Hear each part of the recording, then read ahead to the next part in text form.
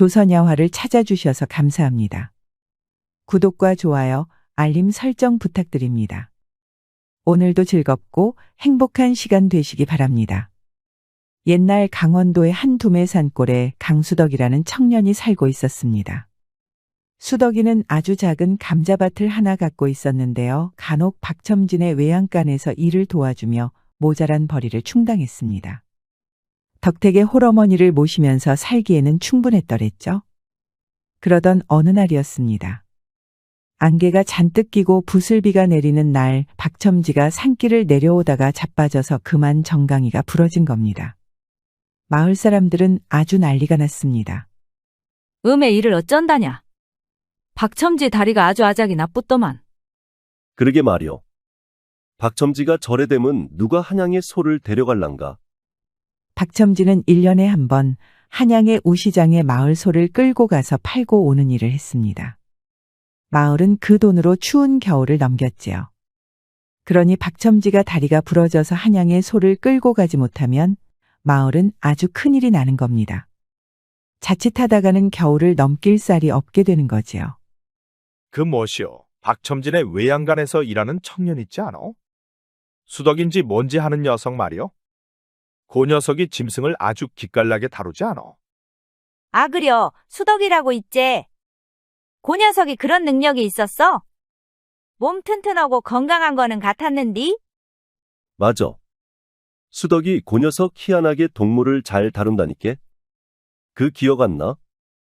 아니 왜 저번에 광견병 걸린 권신의 개도 수덕이가 단번에 제압했잖여.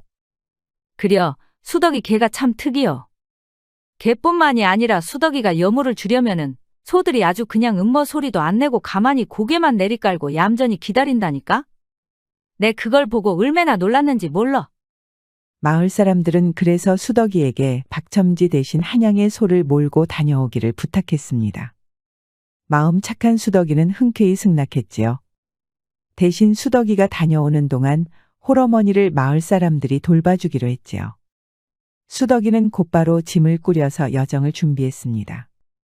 끌고 가야 할 소는 5마리나 되었으니 준비를 단단히 해야 했지요.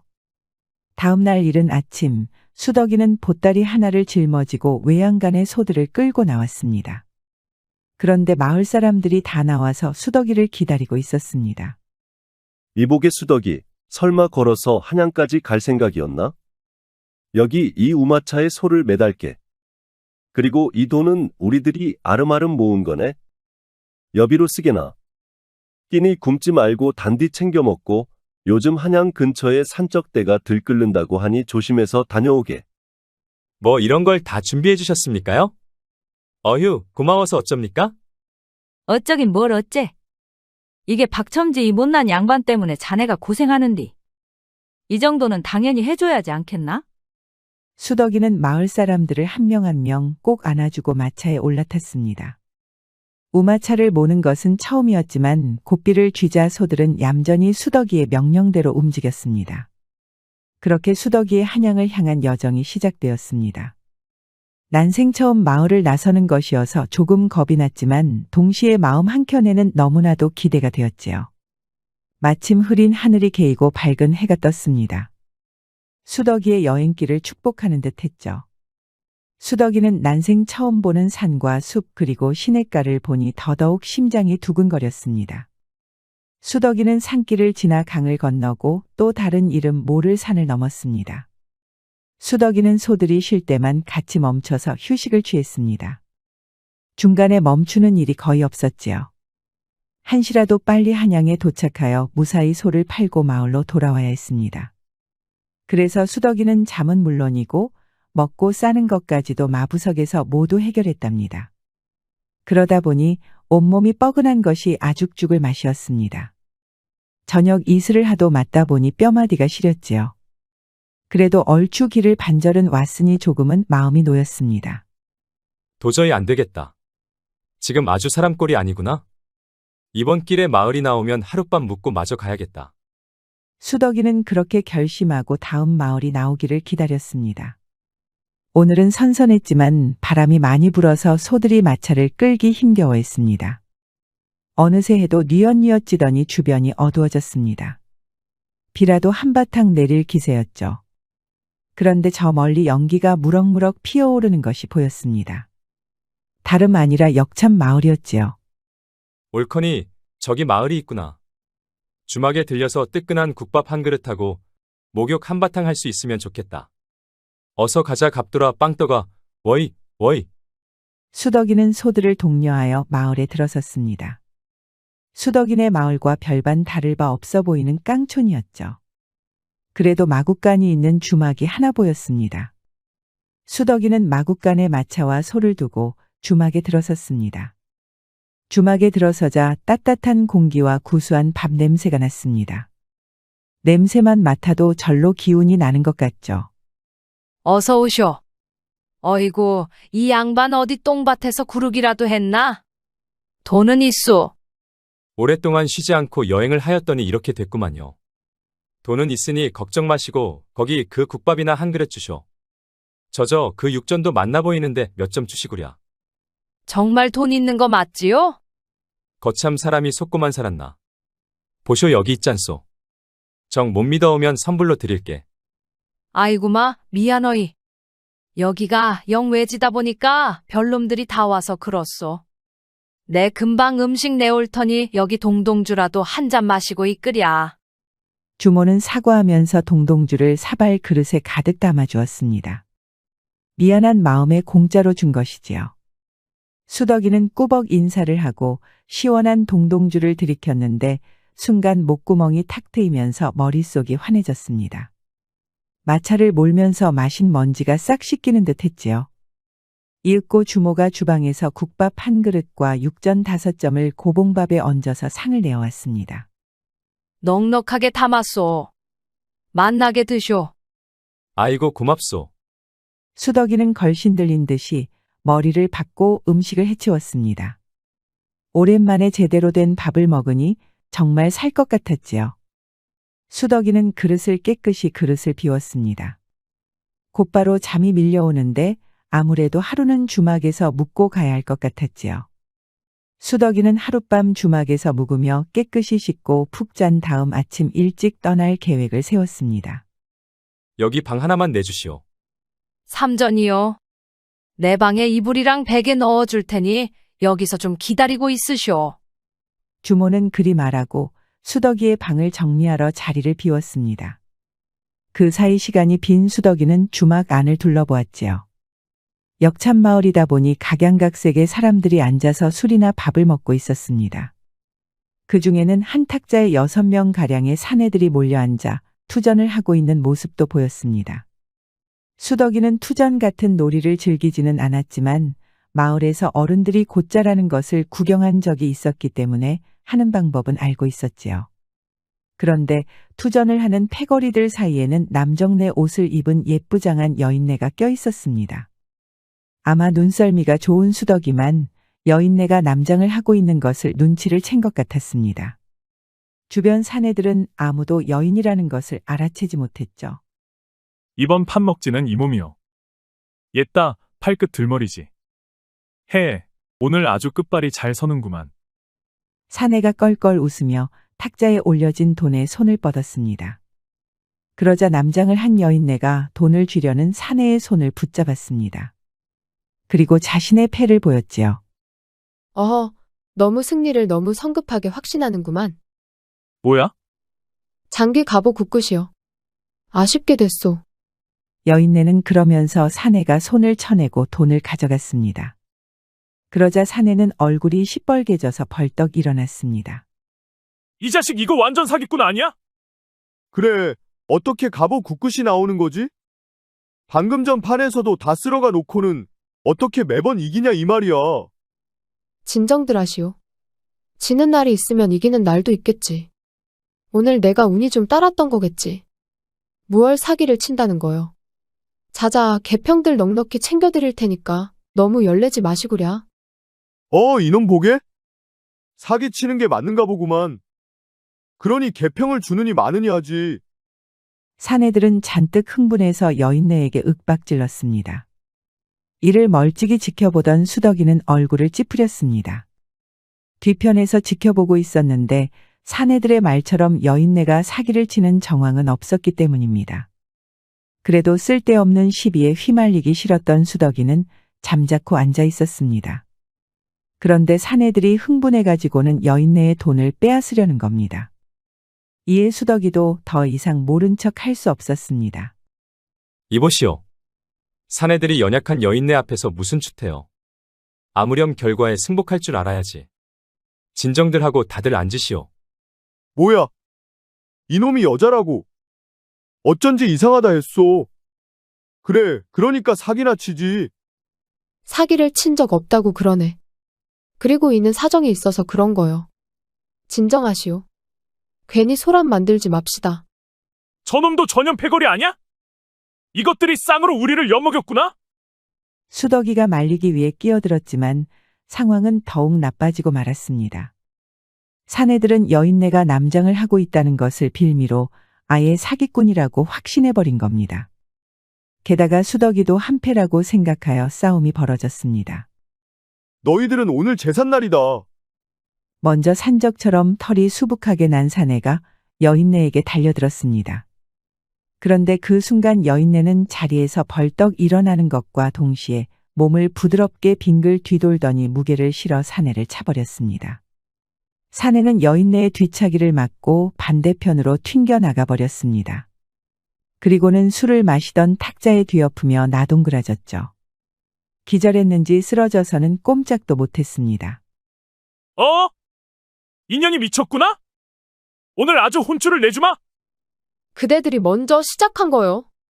여인네는 그러면서 주먹을 쥐고 자세를 잡았습니다.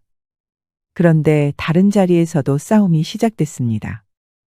술상을 뒤엎는 바람에 화가 난 주정뱅이들이 악다구니를 치며 다른 자리 사람에게 시비를 건 것이지요. 주막은 완전히 난장판이 되어버렸습니다. 그 사이 사내들은 고함을 지르며 여인네를 잡기 위해 손을 뻗었는데 손에 잡히는 것은 허공뿐이었습니다. 여인의 움직임이 워낙 재빨라서 아무도 따라잡지를 못하였죠. 여인은 슥슥 피하면서 사내들의 정강이나 무릎 뒤를 걷어차서 잡아뜨렸습니다. 그래서 상대적으로 움직임이 느릿한 수덕이에게 3명이 달라붙었습니다.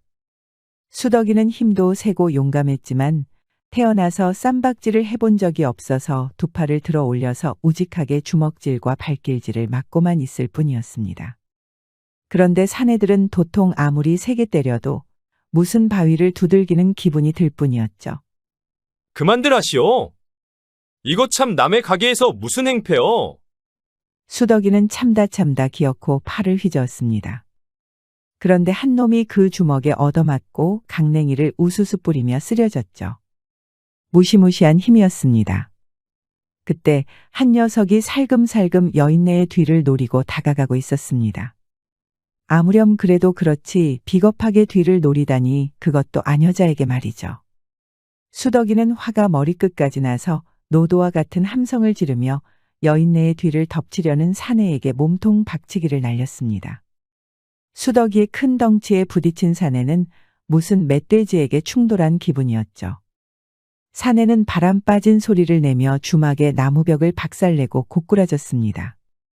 아니 이게 뭔 개판이야? 당신들 미쳤어? 아주 오늘 칼춤 한번 출까? 그때 뒤늦게 나타난 주모가 고함을 쳤습니다. 한 손에는 큼지막한 부엌칼을 들고 말이죠. 그제야 난리가 난 주막이 얼어붙듯 멈췄습니다. 그렇게 싸움은 순식간에 진압되었습니다. 골패쟁이들은 기절한 동료를 부축하고 걸음아 나 살려라 하고 내뺐습니다. 이를 어째? 이걸 어떻게 할겨?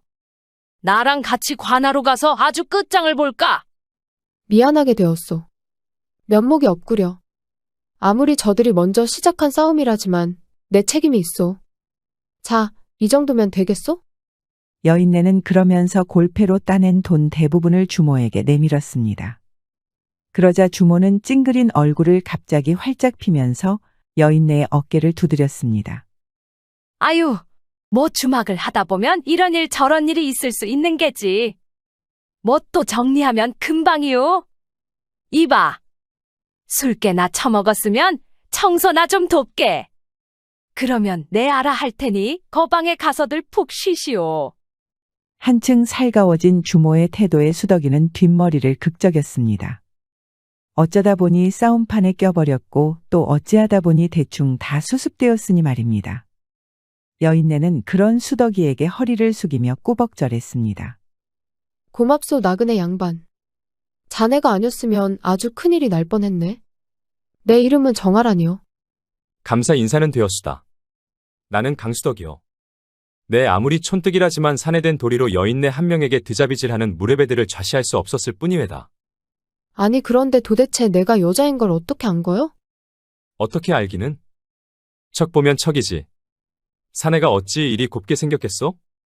허? 고운 사내가 있을 수도 있지. 그러면 그냥 넘겨짚은 거네? 아니, 나는 확신했소. 내 감히 말하건대 내 살다 당신처럼 아리따운 아가씨는 본 적이 없소. 아무렴 남자처럼 바지를 입고 머리를 틀어봐야 소용이 없지. 이 미모를 감추려면 말이야. 수덕이는 아무런 생각도 없이 입에 침이 마르도록 아란의 미모를 칭찬했습니다. 이에 아란은 좀 부끄러운지 얼굴을 붉히며 고개를 떨궜습니다. 칭찬이 과하구만. 뭐 여튼 덕택에 살았구만. 감사 인사라고 하기에는 뭐한데 내 방에 가서 술이나 한 잔 더 하시구랴. 좋지. 그런데 내가 지금 영 더러운 꼬라지라 먼저 씻고 봅시다. 뭘 그럼 일단 가서 씻으시오. 둘은 그렇게 금방 친해져서 술을 나눴습니다. 한바탕 난리를 지나고 나서인지 돈독해진 것도 있었지요. 그런데 아란이는 수덕이의 선한 심성에 이미 첫눈에 반해버리고 말았답니다. 무엇보다도 산에 셋이 달려들어도 넘어뜨리지 못하는 그 강건함에 심장이 두근거렸지요. 헌데 농부가 어인일로 여기 역참마을을 오게 된 거요? 그게 다 사연이 있지. 들어보겠소? 수덕이는 그러면서 아란에게 여기까지 오게 된 사연을 찬찬히 알려주었습니다. 이야기를 들은 아란은 깜짝 놀라며 박수를 쳤습니다. 거참 기구하구만. 그 박첨지라는 작자는 어쩌다가 그런 고초를 치렀답디까? 허참 그래도 덕택에 내가 좋은 인연을 여기서 만났으니 내 오히려 감사해야겠구려. 박첨지를 위해 한잔하지요. 나도 박첨지 덕의 마을 밖에 나와보고 이렇게 아리따운 사내 아씨와 술을 나누니 기분이 좋구만. 돌아가면 꼭 감사 인사를 해야겠소. 수덕이와 아란이는 그렇게 기분 좋게 또 한 잔을 꿀떡꿀떡 마셨습니다. 그런데 수덕이는 본래 술이 그리 센 청년이 아니었답니다. 그래서 그 마지막 잔으로 그만 정신을 잃고 대자로 뻗어서 잠들어 버렸습니다. 아란이는 그런 수덕이를 보며 깔깔 웃음보가 터졌습니다. 그런데 웬걸? 잠든 수덕이의 바지춤이 쑥 하고 부풀어지는 것 아닙니까? 이를 본 아란이는 두 눈을 의심했습니다. 아주 흉기를 달고 다니는구나. 주먹이 아니라 저걸로 후려쳤으면 그놈들은 오늘 세상을 하직했겠다. 아란이는 이를 보고 도저히 가만히 있을 수가 없었습니다. 술도 연거푸 마셨겠다. 괴물 같은 물건도 보았겠다. 온몸이 뜨끈뜨끈 열이 올라서 참기 어려울 지경이었습니다. 이에 냅다 잠든 이를 치러버리고 말았습니다. 눈앞이 번쩍번쩍 빛이 오가고 그야말로 극락을 오갔더랬죠. 헌데 한 번을 했는데도 수덕이는 아직도 짱짱한 겁니다. 아란이는 오늘 한번 한계까지 가보자 하는 마음으로 죽어라 달렸습니다. 그렇게 해가 뜰 때까지 해버린 아란이는 완전히 만족하여서 수덕이와 나란히 드러뉘어서 잠에 빠졌습니다. 수덕이는 세상 모르게 이튿날이나 자버리고 말았죠. 아란이는 다음날 이른 아침이 되어서 먼저 일어나서는 잠든 수덕이 옆에 편지 한 장을 두고 짐을 챙겨 떠났습니다. 편지에는 한양에 도착하면 꼭 자기를 찾아달라고 적혀 있었습니다.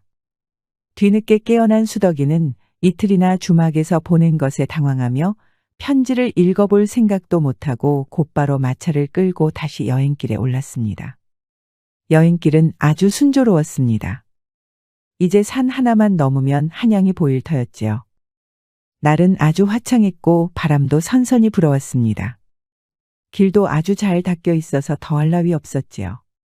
수덕이는 휘파람을 불며 여유롭게 우마차를 몰았습니다. 그런데 갑자기 험상궂게 생긴 덩치 큰 사내가 수덕이의 앞을 가로막아 서는 겁니다. 덩치가 어찌나 큰지 마부석에 앉은 수덕이와 키가 비슷할 정도였답니다. 안녕하신가 나그네 양반. 어딜 그리 급하게 가고 있나? 한양으로 가고 있어. 무슨 일이요? 별일은 아니고 가진 것 있으면 여기에 다 내려놓고 가는 게 좋을 거야. 아니, 뭐요? 수덕이는 깜짝 놀라서 뒤를 돌아봤습니다. 어느새 큼지막한 칼을 든 사내들이 수덕이의 우마차를 둘러싸고 있었습니다. 그렇습니다. 다름 아닌 산적인 것입니다. 출발하기 전에 마을 사람들이 한양 주변에 산적이 들끓고 있다고 하였는데 정말이었던 것입니다. 너무 겁내지 말거라. 우리도 그리 못돼 먹은 녀석들이 아닌지라 목숨까지 빼앗을 생각은 없다. 그러면 남의 물건을 빼앗는 것은 착한 줄 아시오? 어림도 없소. 나이도 어려 보이는데 아주 당차구나. 내 옛날이었으면 넘어가 주었겠다만 지금은 우리도 그리 넉넉지 않아서 봐줄 수가 없다. 쓸데없이 피를 보고 싶지 않으니 냉큼 우마차에서 내려오거라. 수덕이는 갈등했습니다. 까딱하다가는 목숨도 잃고 마을의 귀중한 소까지도 잃을 판이었으니 말입니다. 하지만 정말 목숨을 잃는 한이 있더라도 소를 산적 놈들에게 넘겨줄 수는 없었습니다. 그런데 그때 산적들이 비명을 질렀습니다. 곰이다! 곰이야! 아이고, 저놈은 여기 산신 아니더냐. 큰일이다. 하늘이 수덕이를 돕기라도 한 것일까요? 곰이 나타난 것입니다. 집채만한 곰이 성난 울음소리를 내며 산적들에게 발을 휘저었습니다. 저 소뚜껑만한 발바닥에 맞으면 곧바로 인생을 하직할 것입니다. 그러나 수덕이에게는 절호의 기회였습니다. 곧바로 소들을 몰아서 꽁무니를 내빼면 될 테니까요. 이놈들아, 등을 보이지 말거라. 등을 보이면 곧바로 저놈이 달려든다. 그러자 수덕이의 마차를 가로맞았던 산적이 부하들을 호령하며 진정시켰습니다. 그리고는 수덕이를 보며 말했지요. 우리들에게는 최악이지만 자네에게는 운이 아주 좋구려. 이 틈에 어서 가게나. 아니, 산적이 이리 쉽게 길을 내주는 것이 맞소? 그러면 어떡하겠어. 괜히 우리 때문에 휘말려서 목숨 잃지 말고 하늘에게나 감사하게. 사적인 감정이 있어서 자네를 털려고 했던 건 아니라는 것만 알아주게. 산적은 그러면서 칼을 뽑아들고 곰에게 맞섰습니다. 이를 보자 수덕이는 차마 소들을 몰아내뺄 수가 없었습니다. 잠깐이지만 저 산적의 눈을 보아하니 그리 나쁘기만 한 사람은 아닌 것 같았기 때문입니다. 수덕이는 그러자 마부석에서 내려와 곰을 노려보았습니다. 그리고 바람을 한껏 들이마시고는 힘껏 소리를 내질렀습니다. 이놈, 왜 이리 난리를 피우는 게냐? 수덕이가 외치자 산자락이 쩌렁쩌렁 울려 퍼졌습니다. 어찌나 큰 소리였는지 산적들은 깜짝 놀라서 두 귀를 틀어막았습니다. 곰도 그런 수덕이의 고함에 화들짝 놀라 멍하게 수덕이를 바라보았습니다. 이 틈에 수덕이는 곰에게 팔을 뻗으면서 아주 천천히 다가갔습니다. 그런데 이게 웬일입니까? 덩치 큰 곰이 두 발로 섰다가 천천히 내리더니 네 발로 얌전히 있는 겁니다. 수덕이는 혀를 차며 곰에게 접근해서 슬그머니 머리를 쓰다듬었습니다. 곰은 그러자 끼잉끼잉 소리를 내며 고개를 내렸습니다. 허참, 놀랄 놀자다. 산신놈이 저 나그네에게 고개를 다 숙이는구나. 저게 뭐다냐? 곰이 아니라 아주 그냥 강아지 새끼가 되어뿌러구마는. 수덕이는 곰이 몸을 불편한 듯 절뚝거리는 것을 발견하고 곧바로 앞발을 살펴보았습니다. 보니까는 큼지막한 화살촉이 박혀 있는 것입니다. 아마 곰은 이 화살촉 때문에 불편하여서 심기가 사나웠던 것이 분명했습니다. 수덕이는 단숨에 화살촉을 뽑고 상의를 찢어서 붕대로 곰의 앞발을 둘둘 싸매 주었습니다. 귀신같이 동물을 다루는 수덕이의 손에 걸리니 사나운 곰도 한낱 귀여운 시골 똥강아지처럼 변해버린 것이지요. 곰은 그러고 몇 번 수덕이의 얼굴을 핥더니 북슬북슬한 엉덩이를 흔들면서 산속으로 돌아가 버렸습니다. 이를 지켜보고 있던 산적들은 놀라움을 금치 못하였습니다. 이야, 내 한평생 살다 이런 광경은 처음 보는구나. 이보게, 자네가 우리를 살렸네. 그렇게 되었소. 그러면 내 이제 갈 길 가도 되겠소. 무슨 소리를? 생명의 은인을 이리 그냥 보내어도 되겠나? 내 못해도 술 한 잔은 사야겠네. 산적 두목은 그러면서 수덕이를 번쩍 들어 얼싸안았습니다. 다른 산적들도 수덕이에게 사과하며 감사 인사를 표했지요. 내 이름은 권석이라고 하네. 자네를 털어먹으려고 했던 것은 용서해주게. 대신 내가 거하게 한 잔 살 테니 따라오게. 권석이라고 칭한 산적은 친히 수덕이를 데리고 소굴로 돌아갔습니다. 야트막한 언덕에 자리 잡은 화전촌이었습니다. 권석은 초라한 초가집으로 데려가서 큼지막한 술 항아리를 꺼내었지요. 그리고 세숫대와 같은 그릇을 수덕이에게 내밀더니 술을 콸콸콸 따랐습니다. 딱 봐도 자네가 어린 것 같으니 내가 이제 형님 하겠네. 아우, 술 한 잔 받게나. 알겠습니다. 저도 형님 술 한 잔 드리지요. 수덕과 권석은 술을 나눠받고 쭉 들이켰습니다. 목구멍이 짜르르한 게 뜨끈한 불기운이 목구멍을 타고 뱃속으로 내려갔습니다. 헌데 형님은 도대체 어쩌다가 산적질을 하게 된 겁니까? 산적질이 옳지 않은 일이라는 것쯤은 나도 잘 알고 있네. 헌데 이게 사실 사정이 다 있다는 걸세. 최근 한양의 권문색가인 유대감이 백성을 수탈하며 향락을 즐기고 있다고 합니다. 횡포는 날이 가면 갈수록 심해졌고 사람들은 굶주림에 견디지 못하여 산으로 도망쳤지요. 일부는 화전민이 되거나 그럼에도 배를 채우지 못하면 이렇게 산적이 되어버리고 말았습니다. 그래도 원래 우리는 나그네를 털어먹지는 않았네. 본래는 욕심쟁이 양반놈들 곳간을 털었지. 헌데 요새 부쩍 단속이 심해져서 말일세. 그러다 보니 우리 식구들이 벌써 열흘 동안 끼니다운 끼니를 먹지를 못했네. 그래서 오늘 우리가 기어코 선을 넘어버린 게지. 결과적으로 저를 털지 않았으니 아직 넘지는 않으셨소. 그래, 동생이 아니었으면 목숨도 잃고 인간의 도리도 잃을 뻔했지. 정말 미안하게 됐네. 그리고 고맙네. 아니요. 그저 안타까울 나름이요. 만약 정 먹고 살기 곤란하면 저와 함께 고향에 같이 내려가는 건 어떻소? 형님의 성격을 보아하니 산적질은 적성에 맞지 않는 것 같은데. 내 마음 같아서는 그러고 싶네만 여기 고통받고 있는 사람들을 내버려두고 나만 도망갈 수는 없네. 에이, 꿀꿀한 이야기는 여기까지만 하고 한 잔 더 받게. 권석은 그러면서 수덕이의 잔을 다시 가득 채웠습니다. 그렇게 둘은 허심탄회하게 술과 이야기를 나누다가 늦게 잠들었습니다. 다음 날 아침 권석은 수덕이를 데리고 한양까지 발에다 주었습니다. 혹여 다른 강도가 수덕이를 공격할 수 있으니 말이죠. 한양에는 못 들어가네. 지명수배가 되었으니 말이지. 그러면 소들 잘 팔고 무사히 고향으로 잘 내려가게나. 고맙소 형님. 부디 형님도 무탈하길 빌어요. 안전하게 한양에 도착한 수덕이는 곧바로 술을 팔기 위해 우시장으로 향했습니다. 그리고 박첨지가 알려준 소매입군을 찾았죠. 그러고 거래를 하는데 이게 무슨 일입니까? 아니, 글쎄 소값을 완전 헐값에 부르는 겁니다. 아무리 촌뜨기인 수덕이도 이것이 얼마나 말도 안 되는 값인지 아주 잘 알았지요. 소 6마리에 30냥이라니. 그 무슨 얼토당토하는 소리요? 얼씨고? 유대감댁이 지금 잔치를 한다고 해서 그나마 30냥인 거요. 그게 아니었으면 반값이었지. 이 무슨 횡포요? 박첨지 말로는 적어도 100냥은 받아야 한다던데. 마음에 안 들면 썩거지시오. 제발 사정 좀 봐주시오.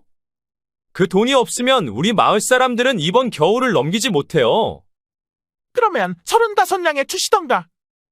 방금 전에는 30냥이라 했지 않소. 수덕이는 화가 난 나머지 손으로 매입대를 3개 내려쳤습니다.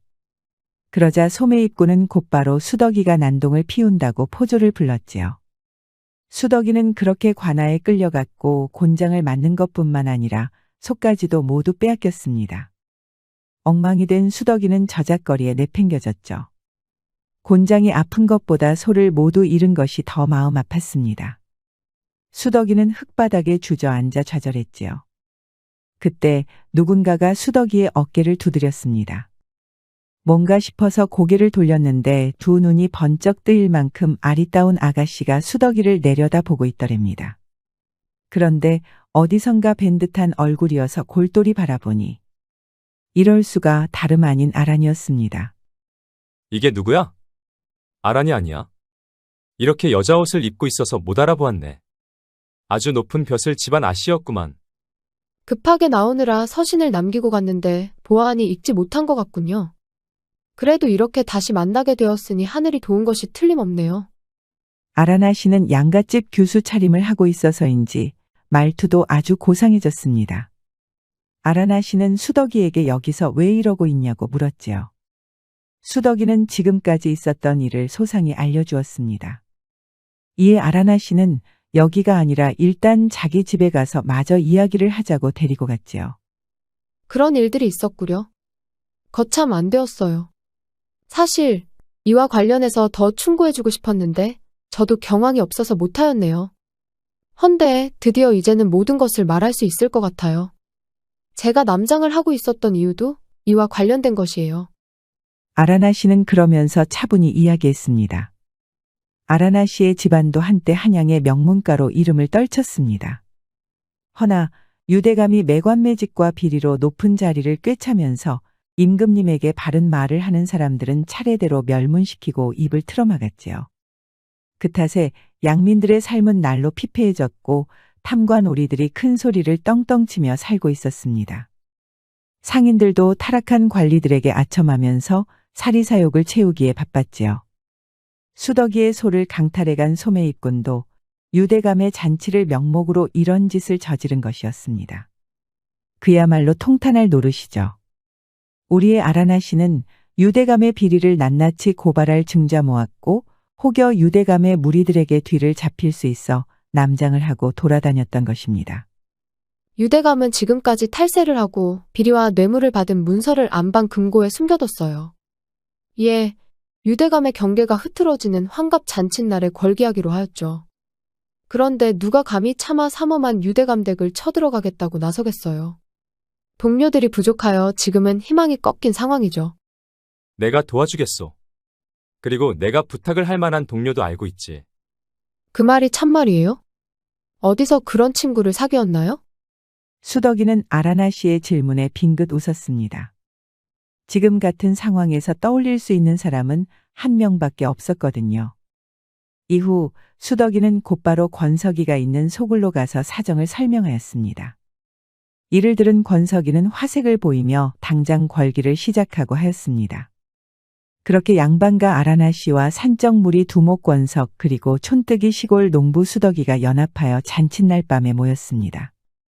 유대감의 으리으리한 집대문 너머로 흥겨운 가락이 흘러나오고 사람들의 웃음소리가 터져나왔지요.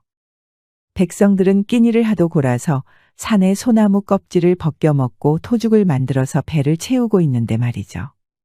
지금이야 말로 본때를 보여줄 때입니다.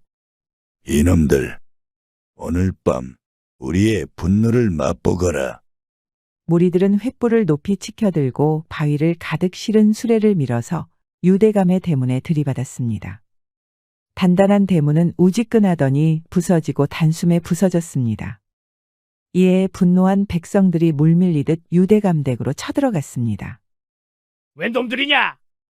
이 버러지 같은 놈들, 여기가 어디라고 감히? 유대감은 그런 모습에 극대노하며 사병들로 맞섰습니다. 지금까지 얼마나 양민들의 고열을 빨았는지 잔치상은 호화스러웠고 번쩍번쩍한 무기로 무장한 사병들의 수는 끝도 없었습니다. 수덕이와 권석이 그리고 아라나 씨가 선두에 서서 맞붙는데도 수적으로 열세여서 도무지 이겨낼 수가 없었지요. 이에 수덕이는 마지막 비장에 술을 꺼내기로 했습니다. 수덕이가 손가락을 입에 대고 날카로운 휘파람 소리를 내었습니다. 읽고 어디선가 성난 곰 울음소리가 들려왔습니다. 바로 수덕이와 권석이가 마주쳤던 산신님 곰이었습니다. 곰이다. 아니, 이놈이 갑자기 어디서 나타난 게냐? 사람 살려. 이건 미친 짓이다. 도망가자.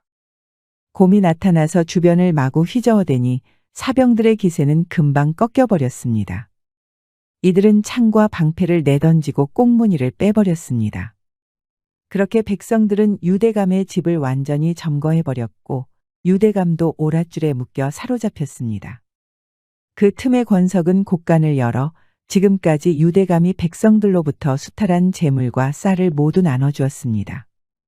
아라나시는 권대감의 금고를 뒤져서 지금까지 저지른 모든 악행이 담긴 증자인 문서도 확보하였지요. 그 뒤는 일사천리였습니다. 아라나시는 모든 증거를 깡그리 조정에 알렸습니다. 비록 백성들이 반란을 일으켰으나 아라나시의 가문이 주도하여 진정시켰고 이는 엄연히 유대감과 탐관오리들이 저지른 악행의 반작용이라는 것을 참작하여 너그러이 넘어가기로 했지요. 여기 빼앗겼던 소예요. 그리고 쌀 50석을 실어뒀어요. 이럴 수가. 쌀뿐만 아니라 소까지 돌려주다니. 너무 보상이 과한 거 아니요? 그러게요. 쌀에다 소 그리고 어여쁜 새색시까지 데려가야 하니 수덕씨는 복에 겨운 거죠. 새색시라니? 수덕이가 어리둥절해하자 아라나시는 활짝 웃으며 수덕이의 품에 안겼습니다. 새색시는 다름 아닌 아라나시였답니다. 어차피 가문에 돌아가 봐야 이제 얌전히 시집을 가야 하는 것밖에 없었으니 냅다 가출해버린 것입니다. 정말 말괄량이 아쉬웠지요. 그렇게 수덕이는 소에다 쌀 그리고 어여쁜 새색시인 아라나시를 데리고 고향으로 내려갔답니다. 권석은 화전민 산적을 해체하고 평범한 일상으로 돌아갈 수 있었지요. 이들은 이렇게 행복하게 오래오래 살았답니다. 곧 다음 이야기가 재생됩니다. 잠시만 기다려주세요. 옛날 조선시대 한양에 배진우라는 선비가 살고 있었습니다.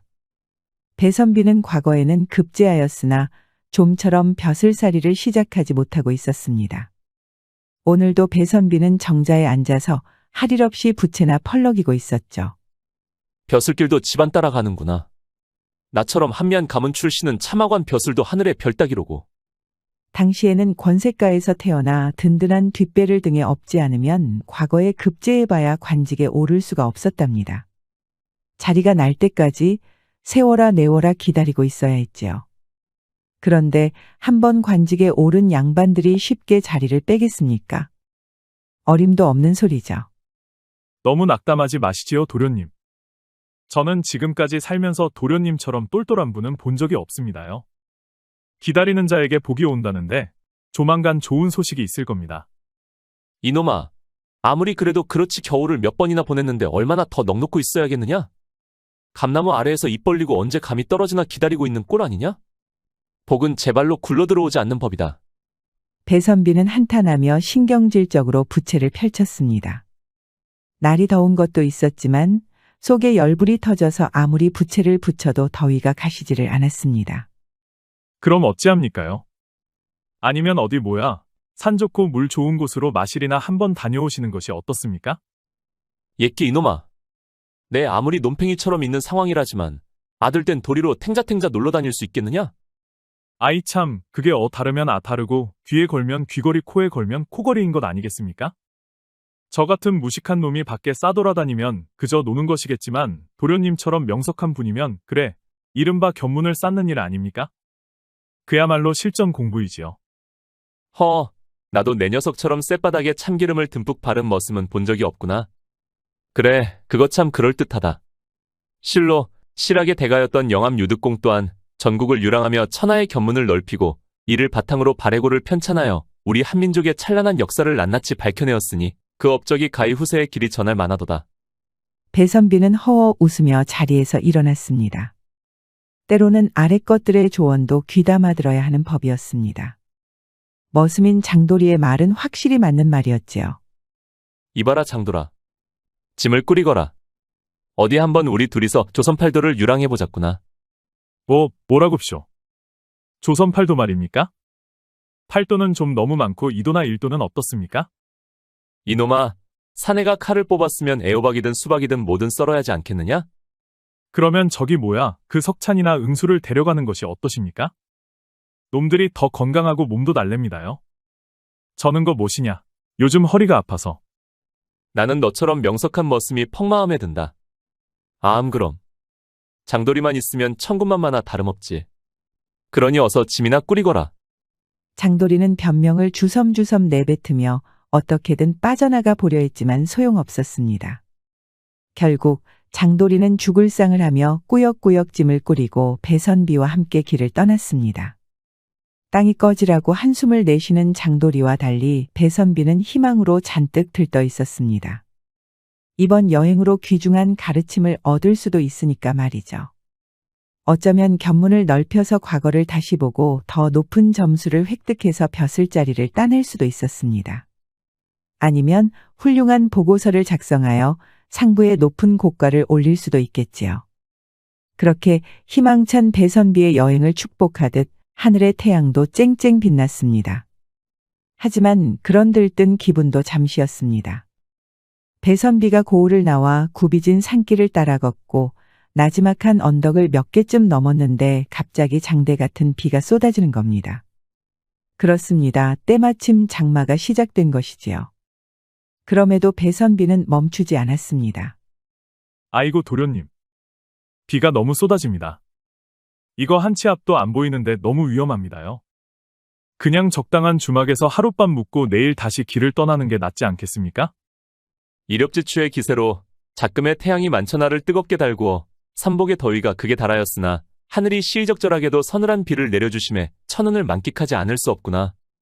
이건 아무래도 좋은 징조다. 이참에 아예 저 강도 건너버리자꾸나. 어메, 이 비에 강을 건넌다굽쇼. 그건 정말 아니 됩니다. 보십시오. 강이 물에 넘쳐서 수위가 이만큼이나 올랐지 않습니까?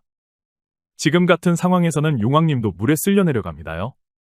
장돌이는 거칠게 흐르는 강물을 보며 얼굴이 헬쑥해졌습니다.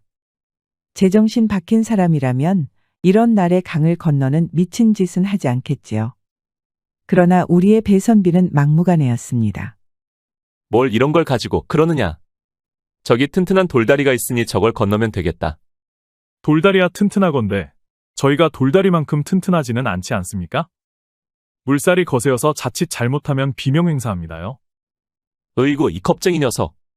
그래, 그러면 내가 먼저 갈 테니 너는 좀 이따 따라오려무나. 배선비는 등짐에 줄을 당겨서 단단하게 조이고 지팡이를 힘차게 짚었습니다. 장맛비로 물의 수위가 오르고 물살은 거세었지만 배선비가 보기에는 충분히 건널만 해보였지요. 그 모습을 뒤에서 노심초사하며 바라보는 장돌이는 아무리 봐도 큰일이 터질 것 같았습니다. 그리고 그 불안감은 적중했지요. 아이고 도련님! 배선비가 다리의 중간쯤 건너는데 거세게 내려오는 강물살에 휩쓸렸습니다. 아타는 순간 중심을 잃고 난간을 휙가닥 넘어서 강에 빠지고 말았지요. 장돌이는 비명을 지르며 배선비를 불렀으나 물에 빠진 배선비는 이미 저 멀리 떠밀려 가고 있었습니다. 물에 빠진 배선비는 천지가 뒤집히는 것 같았습니다. 속절없이 물살에 휩쓸려 내려갔습니다. 얼굴에 있는 구멍이란 구멍에는 모두 물이 들어왔고 아무리 두 팔을 휘저어도 잡히는 것이 없었습니다. 게다가 거센 물에 휩쓸리며 내려가다가 바위에 부딪히고 말았습니다. 결국 배선비는 의식을 잃고 정처 없이 떠내려갔습니다. 아이고 삭신이야. 여기가 천당이냐 지옥이냐. 시간이 얼마나 지났을까요? 배선비는 꼼짝없이 죽었다고 생각했죠. 그런데 눈을 떠보니 웬걸? 강하류의 자갈밭에 누워 있었습니다. 하지만 온몸에 힘이 하나도 없어서 손가락 하나 까딱할 수 없었습니다. 심지어 목소리도 나오지 않았습니다. 그때 한 그림자가 드리워졌습니다. 힘겹게 눈꺼풀을 들어 올려보니 아주 아리따운 여인네였지요. 가물가물하는 의식 속에서 갑자기 나타난 여인네는 선녀같이 보였습니다. 여인네는 배선비의 코 밑에 손가락을 대보며 숨을 쉬는지 확인하더니 뭐라 말을 걸었습니다. 하지만 배선비는 다시 정신을 잃고 말았습니다. 정신이 드십니까? 여기가 어디요? 댁은 누구시오? 배선비는 귀에 들려오는 여인의 목소리에 놀라서 몸을 일으켰습니다. 하지만 찌르는 듯한 격통에 신음을 흘리며 다시 드러누워야 했지요. 가슴과 허리에는 붕대가 감겨 있었습니다. 조심하셔요. 아무래도 강물에 빠졌다가 어딘가에 부딪혀서 늑골이 부러진 것 같으니까요. 저는 한유정이라고 하옵니다. 요정낭자, 이렇게 구해주셔서 과히 고맙소이다. 소생의 이름은 배진우라 하옵고 견문을 넓히고자 하인 하나를 대동하여 전국을 유람하고 있었소. 헌데 부끄럽게도 소생이 객기를 부린 바람에 이런 불상사를 초래하고 만 것 같구려. 객기라뇨? 장마비가 심하던 날에 돌다리를 건너려고 했지. 어머, 설마 이틀 전 그날요? 그날 비가 정말 억수같이 내렸는데요. 목숨을 건진 것은 정말 천운이라고 밖에 할 수 없겠네요. 천운이라니 유정낭자가 목숨을 구해준 거지. 그대가 아니었으면 꼼짝없이 죽었을 거요. 아니에요. 그리고 낭자보다는 마님이라고 불러주셔요. 저도 나이가 나이인지라 낭자라고 불리니 나쁘끄럽네요. 유정마님은 그러면서 수줍게 웃었습니다. 아, 그 수줍은 미소는 마치 봄날 핀 싱그러운 자두꽃과 닮았습니다. 배선비는 아리따운 유정마님의 미소에 잠시 고통을 잊을 수 있었습니다. 그렇구려. 그러면 바깥분은 지금 어디에 계시오? 남편은 유명을 달리한 지 몇 년이나 되었답니다. 아이고 그렇구려. 내 실례했소. 괜찮아요. 별로 괴념치 마셔요. 배선비는 조금 정신이 돌아오자 방 전체에 퍼진 짙은 한약재 냄새를 맡을 수 있었습니다. 보아하니 유정마님은 의원을 하는 듯 했지요. 그러고 보니 배선비를 직접 치료한 사람도 유정마님이었습니다. 탕약도 직접 끓여서 배선비에게 처방하였죠. 마을에서 여인네 홀몸으로 의원을 하고 있는 거요? 의원이라기보다는 제 취미 같은 거랍니다. 생전병을 심하게 앓던 남편 수발을 들다 보니 어쭙잖게 익힌 지식이죠? 그래도 이 덕에 침을 놓거나 뜸을 뜨는 걸로 입에 풀칠을 하고 있답니다. 거참 다재다능한 분이시구려. 감복했습니다. 배선비는 감탄했습니다. 반면 유정마님은 부끄럽다며 얼굴을 붉혔습니다. 좀 더 휴식을 취하셔야 해요. 생각보다 상처가 크니까 절대 움직이지 마세요. 이거 미안해서 어떡하나. 미안하시면 하루빨리 나으셔야겠네요. 유정마님은 부드럽게 미소 지으며 편히 쉬라며 일어났습니다. 배선비는 긴장이 풀려서 유정마님이 방을 나가자마자 잠에 골아 떨어졌지요. 그렇지만 잠드는 의식 속에서도 유정마님의 아름다운 얼굴이 눈앞에 아른렸습니다. 배선비가 다시 눈을 떴을 때는 꼬박 하루가 지나 있었습니다. 아직도 갈비뼈가 욱신거렸지만 용케 움직일 수 있었지요. 배선비는 조심스럽게 일어났습니다. 그런데 밖에 인기척이 느껴졌습니다. 혹여 손님일 수도 있어 배선비는 장지문을 살짝 열어서 바깥을 살펴보았습니다. 남 앞에 서기에는 부적절한 옷차림이었거든요. 밖에는 한 나이 든 노인과 유정마님이 있었습니다. 허참 나이를 먹어서 그런지 허리가 영 말썽이네. 그렇군요. 그러면 오늘도 부항을 떠드릴까요? 침을 놓아드릴까요? 침도 놓고 부항도 뜹세. 노인은 그렇게 말하고 옷고름을 풀었습니다. 그런데 바지를 훌러덩 내리지 뭡니까? 헌데 유정마님은 눈 하나 깜짝하지 않고 눈을 개스름칠해하게 떴습니다. 그런데 말일세, 이거 좀 보게나. 이게 허리는 좀 아파도 아랫도리만큼은 팔팔하네. 내가 젊었을 적엔 이걸로 여인네들 여러 번 했지. 자네도 한번 맛보면 잊지 못할걸? 자네가 매일 침을 놓아줘서 그런가? 기회가 되면 자네에게도 내 굵직한 대침을 놔주고 싶은데 말일세. 바지를 내리라는 적은 없는데요? 거참 겸사겸사 내 아직 건강하다고 보여준 게지. 농담일세 농담. 노인네는 망측하게 바지를 깠는데 차가운 유정마님의 반응에도 아랑곳하지 않았습니다. 유정마님은 화가 났지만 꾹 참고 치료를 진행했죠. 이를 지켜보는 배선비는 어처구니가 없었습니다. 어쩜 저리 낯짝도 두꺼운 작자가 있단 말입니까? 부끄러운 줄 모르고 아무 데서나 속살을 보이다뇨. 그럼에도 유정마님은 묵묵하게 침을 놓고 뜸을 떴습니다. 그 와중에도 노인이 계속해서 말했고 유정마님은 짧게 대답만 했습니다. 아주 좋구먼. 오늘도 고맙네. 자, 여기 삭실세. 그건 그렇고 언제 한번 시간 나면 집에 들리게나. 언제까지 이 낡아 빠진 집에 처박혀 있을 셈인가? 감사합니다. 헌데 환자분들이 많아서요. 다음에 기회 되면 꼭 한번 뵙지요. 부드럽게 거절하는 유정마님의 말에 노인은 끝끝내 아쉬운지 몇 번 더 질척이고 나서야 자리를 떴습니다.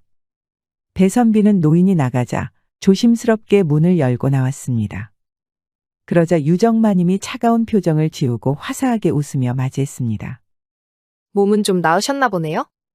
그렇소. 그런데 저 양반은 뉘시오? 심영감이라고 이 마을 지주예요. 태도가 좀 무례하지 않았소? 그런 부분이 있지요. 틈만 나면 자기한테 시집오라고 하고 허락 없이 제 몸을 더듬으려고도 해요. 아니, 그건 정말 잘못되지 않았소? 아예 오지 못하도록 따끔하게 말하는 게 맞지 않겠소? 어쩌겠어요. 먹고 살려면 어쩔 수 없지요. 그렇구려. 고생이 많소. 어디 내가 좀 도와줄 건 없소? 어머, 도와주긴요. 그보다 시장하시겠어요. 제가 뭐라도 차릴게요. 유정마님은 나물 반찬과 김치와 밥으로 한상을 차렸습니다. 지극히 검소한 식탁이라 유정마님은 미안해했지만 배선비는 이틀 동안 병상에 누워있느라 시장이었는지 개눈 감추듯 먹어치웠습니다. 차린 것이 별로 없어서 죄송해요. 별거 없기는요. 유정마님의 솜씨가 퍽 훌륭하외다. 배선비와 유정마님은 화목하게 웃으며 식사를 하였습니다. 그런데 배선비는 장돌이 생각이 퍼뜩 들었습니다. 아마 장돌이는 노심초사하며 배선비의 소식을 기다리고 있을 겁니다. 어쩌면 목숨을 잃었다고 생각할 수 있습니다. 식사가 끝나는 대로 서신 하나를 작성해야겠소. 아마 나와 함께 여행을 온 하인 녀석이 굉장히 나를 걱정하고 있을 거요. 그렇네요. 그러면 작성하여서 저에게 주셔요. 제가 파발마를 통해 보내드릴게요. 어디로 보낼 생각이셔요? 아무래도 녀석은 불이 나게 집으로 돌아가서 내가 사고 당한 것을 알렸을 테지. 그러니 집으로 보내면 될 것 같소. 선비님은 어찌하실 예정이세요? 배선비는 고민했습니다. 설령 부상을 당하였어도 여기서 여정을 끝내기는 싫었습니다. 그렇지만 당장은 어찌하지 못할 상황. 그렇게 고민하고 있던 차에 유정마님이 먼저 입을 열었습니다. 일단 회복에 집중하시고 차차 생각하셔요. 저야 혼자 지내던 것이 적적하여서 말동무가 생겨서 좋으니까요. 그렇게 말해주어서 고맙소. 내 삭슴 반드시 지불할 터이니 걱정 마시오. 그렇게 배선비는 유정마님과 함께 지내게 되었습니다. 배선비는 그러면서 유정마님의 생활을 엿볼 수 있었는데요. 유정마님은 생각보다 더 재주가 많은 여인이었습니다. 한 번은 방에 걸린 족자에 쓰여진 멋들어진 붓글씨를 볼 수 있었는데 이는 바로 유정마님이 직접 쓴 글이었습니다. 뿐만 아니라 천자문은 물론이고 사서삼경 또한 익힌 지식인이었습니다. 대화를 나눠보니 시사상식에도 박식하고 무엇보다 작금 조정의 문제점에 대해서도 날카롭게 지적하여 매우 현명한 통찰력을 가지고 있었습니다. 내가 이렇게 우물안의 개구리였을 줄은 몰랐소. 유정마님 덕에 나의 부족함을 깨우치우는구려. 아니어요. 선비님이야 말로 과거에 합격한 수재이신걸요. 그래봐야 벼슬자리 하나도 받지 못한 논팽이라오. 그래도 그 자리에서 복이 굴러오길 기다리지 않고 직접 세상 밖으로 나와 견문을 쌓으려고 한 그 실천력은 참된 실학자의 귀감이나 다름없어요. 배선비는 유정마님의 따뜻한 위로에 바닥에 떨어진 자존감이 회복되었습니다. 이에 배선비는 유정마님의 일을 좀 도우려고 했으나 할 줄 아는 것이 없어서 매번 사고만 쳤습니다. 그럼에도 유정마님은 신경 쓰지 말라며 뒷정리를 전부 하였지요. 배선비는 무력한 자신에게 화가 났습니다. 그러던 어느 날이었습니다. 그날도 심영감이 찾아와서는 침을 맞는다는 명목으로 유정마님에게 저열한 농담을 쉴 새 없이 던지며 희롱했습니다. 결국 유정마님은 잠시 약재를 가져오겠다는 명목으로 자리를 피하였습니다. 또 그 양반이 온 거요? 네, 오늘은 유독 더 심하네요. 안 되겠소. 내가 직접 나가서 따끔하게 한마디라도 하겠소. 아니어요. 괜히 기분을 상하게 했다가는 큰 고초를 치르고 말 거예요. 그러면 이건 어떻소? 배선비는 조용히 유정마님의 귀에 속삭였습니다. 그러자 유정마님은 빙그레 웃으며 고개를 끄덕였지요. 영감님, 여기 엎드려 누우셔요. 아주 몸에 좋은 뜸을 놓을 거예요. 고질병이었던 요통과 관절통의 직방이랍니다. 에잉, 돌아 누우면 내 물건이 워낙에 커서 영 불편한데 말일세. 그래도 얼른 건강해지셔야죠. 그러면 오늘은 내 한번 참아봄세. 어디 그 배곡 같은 손으로 잘 좀 부탁하네. 심영감은 옷을 또 훌러덩 벗어던지고 싱글벙글하며 돌아누웠습니다. 그러자 유정마님은 조용히 자리에서 일어나 장지문 밖에서 대기하던 배선비에게 갔습니다. 이제 되었어요. 뜸을 놓는 부위는 미리 말해드렸죠? 걱정 붙들어 매시오. 이래 보여도 과거 시험도 합격한 몸이오. 그 정도쯤은 이미 모두 외웠어. 그리고 배선비가 유정마님 대신 방에 들어갔지요. 심영감은 배선비가 들어온지도 모르고 엉덩이를 실룩거리며 유난을 떨었습니다. 아주 내 나체를 보느라 신이 나셨나 보구만. 어디 한번 마음껏 봐보게. 심영감은 엎드려 누워있는 탓에 유정마님이 나가고 배선비가 들어오는 것을 보지 못했습니다. 배선비는 숨을 죽이고 조용히 심영감의 몸에 뜸을 놓았습니다. 심영감은 여전히 유정마님이 뜸을 뜨는 줄 알고 싱글벙글 웃으며 자꾸만 움직였습니다. 이에 배선비는 가볍게 심영감의 볼기짝을 손바닥으로 찰싹 때렸지요. 아이구야, 우리 유정이가 손도 맵구나. 어디 한번 반대쪽 볼기짝도 때려보게. 배선비는 심영감의 말에 웃음을 간신히 참으면서 다른 쪽 엉덩이도 찰싹 때렸습니다. 이에 심영감은 바르르 떨면서 희열을 느끼는 것 같았습니다. 그 모습이 퍽이나 우스꽝스러워서 크게 웃음을 터뜨릴 뻔한 것을 겨우 참았답니다. 이윽고 배선비는 쑥뜸을 심영감의 등과 엉덩이 허벅지에 차곡차곡 올렸습니다. 하지만 평소 뜸 양보다 훨씬 많이 쌓았지요. 심한 화상은 입지 않더라도 시간이 지나면 아주 정신이 번쩍 들 만큼 뜨거울 것입니다. 그 효과는 아주 확실했지요. 심영감은 뜸을 뜨고 몇 분이 지나지 않자 비명을 지르면서 벌떡 일어났습니다. 그리고 뜸을 뜨는 사람이 유정마님이 아니라 배선비인 것을 보고 화들짝 놀랐지요. 자, 자네는 누군가? 아니, 유정이는 어디 가고? 안녕하십니까. 쑥뜸은 원래 제가 전문이라 아내 대신해서 치료를 하고 있었습니다. 뭐라? 아내? 아니, 유정이 남편은 분명 몇 년 전에 죽었을 텐데. 어머, 남편이랑 벌써 인사를 하고 계셨군요? 이번에 제가 다시 시집을 가게 되었거든요. 유정마님은 모른 척하며 너스레를 떨었습니다. 어안이 벙벙해진 심영감은 무어라 말을 하지 못하고 입만 뻐끔거렸지요.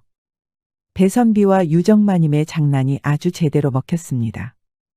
헌데 심영감은 아직 마음속에서 의심을 거둘 수가 없었습니다. 허참 갑자기 없던 남편이 하늘에서 뚝하고 떨어지기라도 했는감. 아유, 남녀의 정이 어찌 계획된 대로만 이뤄지나요? 그래도 너무 갑작스러운데. 그것보다 뜸을 마저 떠야 하니 다시 누우시죠, 어르신. 뭐 알겠네. 그런데 좀 덜 뜨겁게 좀 하게. 나 원 산채로 불고기라도 만들 생각인가? 심영감은 투덜거리며 다시 누웠습니다. 이제 유정마님에게 남편이 생겼으니 더 들이대보지도 못하겠다는 생각이 들었지요. 하지만 뜸을 다 뜨고 집으로 돌아가는 심영감은 여전히 믿겨지지 않았습니다. 아무렴 그래도 그렇지 이렇게 갑자기 남편이 생긴다고? 혼례를 올렸다는 소식도 듣지 못했는데 말입니다. 이에 심영감은 집으로 돌아가자마자 여종인 정옥이를 불렀습니다. 이봐라, 너 저기 한의원 노릇하는 유정댁 알고 있느냐? 예, 나으리. 십수년 전에 남편을 잃고 과부가 된 그 미인 처자 말이죠. 그래, 헌데 오늘 가보니까 글쎄 남편이 있지 뭐더냐? 네? 죽었던 남편이 뭐 다시 돌아왔다고쇼. 그게 아니라 어디서 기생오라비처럼 생긴 녀석이 새 남편이라고 들어 앉아 있었다 이거다. 신기하네요. 저는 유정댁이 혼례를 다시 올렸다는 소리도 못 들었는데쇼. 그러니 말이다. 근데 아무래도 영 의심쩍다. 내가 가서 한번 진짜 남편인지 아닌지 알아보고 오려무나. 심영감이 그리 말하자 정옥이는 다음날 아침이 되자마자 유정마님 댁을 찾았습니다. 정옥이는 심영감이 혼약한 것을 축하할 겸 식사를 초대하고 싶다고 전하였지요. 여기 마을에 아무도 유정마님이 혼례를 올렸다는 말을 듣지 못하여서 모두 깜짝 놀랐답니다. 아무래도 두 번째 결혼인데 동네방네 소문낼 일은 아니잖아요. 그래서 그냥 조용히 넘어갔지요. 그렇군요. 남편분이랑 금슬은 좋으시고요? 정옥이가 그러면서 은근한 눈빛으로 유정마님과 배선비를 살펴봤습니다. 누가 봐도 이는 의심하는 눈초리였습니다. 이에 배선비는 아차하고 황급히 유정마님의 손을 와락 붙잡았습니다. 아유, 아주 그냥 매일 밤 깨가 쏟아지지요. 어머, 자기도 참. 유정마님은 배선비의 갑작스러운 돌발 행동에 얼굴을 붉혔지만 차마 손을 내치지는 못하였습니다. 자칫하다가는 거짓말이 탄론 날 수 있으니까요. 그래서 유정마님과 배선비는 엉겹결에 심영감의 저녁 식사 초대에 수락하고 말았지요. 정옥이는 그러고 돌아가면서도 의심을 거둘 수가 없었습니다. 이거 미안하게 되었소. 아니에요. 그러지 않았으면 저희 사이를 더욱 의심했겠지요. 그런데 이거 큰일이네요. 귀찮은 심영감을 드디어 떼어내나 싶었는데 산 넘어 산이에요. 너무 걱정 마시오. 가서 직접 부부인 것을 보여주면 되니 말이오. 아, 물론 내가 여기 머무는 동안에만 말이오. 배선비가 침착하게 다독이자 유정마님은 무언가 불편한지 손가락을 꼼지락거렸습니다. 그리고는 배선비를 올려다보며 조심스럽게 물었습니다. 선비님은 제가 아내인 것이 마음에 들지 않으실까요? 그게 무슨 소리여. 저야 유정마님이 아내였으면 아주 매일매일이 행복하였을 거요. 배선비가 그리 말하자 유정마님은 기분이 좋아진 듯 배시시 웃음을 지었습니다. 사실 유정마님은 배선비와 함께 지내면서 서서히 마음의 문을 열고 사랑하게 되어버린 것입니다. 하지만 남녀의 관계에 대해서는 영 숙맥이었던지라 좀처럼 표현하지 못하고 있었습니다. 저녁이 되어 유정마님과 배선비는 약속대로 심영감 댁을 갔습니다. 심영감은 상다리가 부러지도록 음식을 차려서 둘을 대접하였습니다. 예상외로 심영감은 지금까지 보인 질척거리는 태도와 달리 아주 예의 바르게 둘을 대접하는 겁니다. 그렇게 밤은 깊어가고 술을 한두 잔 기울이며 이야기를 나눴습니다. 그때 심영감이 은근슬쩍 배선비를 떠보듯 물었습니다. 유정이가 홀몸으로 아주 고생이 많았지. 그런데 자네 같은 듬직한 사내가 곁에 있으니 아주 내 마음이 다 놓이는구만. 그런데 아직 첫날 밤은 치르지 않았는감? 그럴 리가요. 거 나쁘끄럽게 여기서 대놓고 말은 못하겠습니다만 아주 깨가 쏟아집니다. 그렇다니까요. 제가 밤잠을 설쳐요. 그런가? 그런 것 치고는 왠지 입맞춤도 못 해본 느낌이라서 말일세. 그래, 내가 나이가 들면서 영 남녀간의 아름다운 애정이 그리워서 말인데 실례만 아니라면 부부간의 입맞춤을 좀 보여줄 수 있겠나? 마침 달도 휘황찬하게 떴겠다. 술맛도 좋은데 말일세. 심영감의 뜻밖의 요청에 유정마님과 배선비는 당황했습니다. 아무리 그렇다 해도 어제 처음 손을 잡아보았고 무엇보다도 애인관계도 아닐진저 남 앞에서 입맞춤을 하라니. 유정마님은 머뭇거리며 차마 입술을 내밀지 못하였습니다. 이에 심영감은 아주 제대로 걸렸다 싶었지요. 이 두년 놈이 작당하고 자기를 속이고 있는 것이 분명했습니다. 좋습니다. 마침 오늘 어르신이 좋은 자리 마련해 주셨는데 까짓 거 못 보여드릴 것도 없지요. 헌데 배선비가 과감하게 유정마님의 허리춤을 발아 끌어안고 뜨겁게 입맞춤을 하였습니다. 유정마님은 깜짝 놀라 두 눈을 동그랗게 떴습니다만 너무나도 달콤한 배선비의 입맞춤에 그만 자기도 넋을 잃고 심취해버리고 말았습니다. 심영감은 그 광경을 보면서 크게 낙담하였습니다. 헌데 유정마님은 여전히 입맞춤에 어색해하는 것이 완전히 의심이 가시지는 않았습니다. 결국 심영감은 마지막으로 미끼를 던져보기로 했습니다. 이야, 오랜만에 활활 타오르는 부부간의 사랑을 보니 내 마음이 다 뜨겁구만. 그래, 날도 늦었겠다. 이제 슬슬 잠자리에 들어야겠지? 자네들도 여기 별채에서 하룻밤 묵고 들어가게. 날도 어두운데 밤길이 위험하니 말일세. 저기 별채 주변에는 아무것도 없으니 마음껏 소리를 내어도 괜찮네.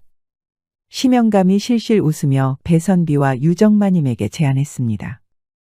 아차, 이는 심영감이 던지는 마지막 시험이 분명하였습니다. 여기서 만약 내뺀다면 심영감은 영영 둘 사이를 의심할 것입니다. 결국 배선비와 유정마님은 제안을 수락하고 별채에서 하룻밤 묵기로 하였지요. 이거 낭패로군. 심영감이 아무래도 우리 둘이 부부인지 기어코 확인하려고 드는 것 같소. 죄송해요. 제가 괜히 선비님을 곤란하게 만들어버렸네요. 사과하지 마시오. 이 생각은 내가 떠올린 것이잖소. 배선비와 유정마님은 불편한 침묵 속에서 별채 안방에 마주 앉아 있었습니다. 소리를 마음껏 내라는 말인즉슨 부부관계를 하는지 아닌지 확인하겠다고 돌려 말한 것이 분명했습니다. 아니나 다를까 사실 별채의 장지문 너머에는 심영감과 정옥이가 숨죽인 채 귀를 대고 있었습니다. 좋아요. 오늘 저와 선비님은 거사를 치르도록 하죠. 다만 제가 경험이 없으니 부디 살살해 주시기를 바래요. 뭐시오? 경험이 없다니 그게 무슨 소리요? 전 남편과 첫날 밤을 가진 적이 없다는 거요?